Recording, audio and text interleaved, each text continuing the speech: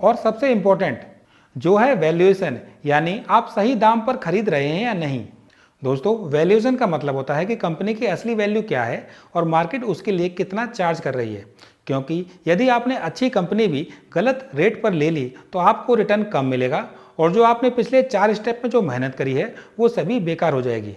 इसलिए आपको इंश्योर करना होगा कि जब भी आप स्टॉक लेने जाएं उसको या तो सही प्राइस पे या फिर डिस्काउंटेड प्राइस पर लें। और दोस्तों, हम लोगों को तो वैसे भी आदत होती है कि हम जब भी कुछ खरीदते हैं जब हमें वो डिस्काउंट में मिले। यही रूल हमें स्टॉक मार्केट में लगाना है और इसके लिए आपको केवल 3 इंपॉर्टेंट की रेशो को चेक करना है। Number 1, PE ratio. PE ratio means price to earning ratio. PE ratio बताता है कि इन्वेस्टर 1 रुपये की अर्निंग के लिए कंपनी को स्टॉक का कितना पैसा देने को तैयार है। और दोस्तों, इसमें आपको ज़्यादा दिमाग नहीं लगाना है, सिंपली सेक्टर पीई चेक करनी है। यदि उससे कम है तो आपको स्टॉक सही प्राइस पर मिल रहा है, यदि उससे ज़्यादा है तो आपको स्टॉक महंगे प्राइस पर मिल रहा है। बिल्कुल सिंपल रखना है इसको। Second, PEG ratio.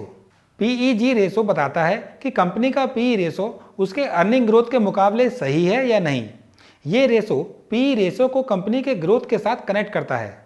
यदि ये लेस देन 1 हो तो ग्रोथ के हिसाब से आपको सस्ता मिल रहा है। एंड थर्ड, पीबी रेशो यानी प्राइस टू बुक रेशो।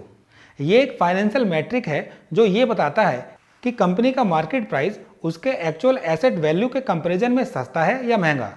और दोस्तों, ये हर इंडस्ट्री के हिसाब से अलग अलग होता है। तो सबसे बेस्ट है आप स्टॉक के पीबी रेशो को इंडस्ट्री के पीबी रेशो से कंपेयर करें। यदि कम हो तो सस्ता, यदि ज़्यादा हो तो महंगा। और दोस्तों, इन तीनों रेशो को चेक करने के बाद आपको समझ में आ जाएगा कि आप जिस स्टॉक में पैसा लगाने वाले हैं वो आपको सही दाम पर मिल रहा है या नहीं।